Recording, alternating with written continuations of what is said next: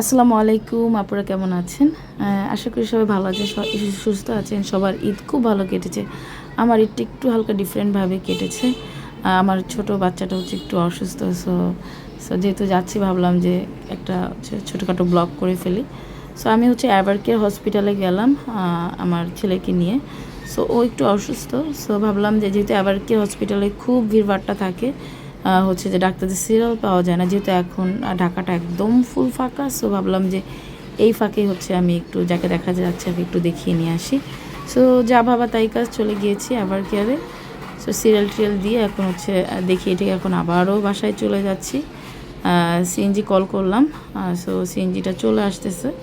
So আমরা একদম হচ্ছে এভারকেয়ার হসপিটালের যে মেইন গেটটা জাস্ট ওখানে হচ্ছে দাঁড়িয়ে অপেক্ষা করতেছে। তাহমিদ অস্থির করে ফেলতেছে, বাসায় যাবে সিএনজিতে, মানে ওর দাঁড়িয়ে থাকতে পারছে না, মানে এত গরম বাহিরে, রৌদ্র।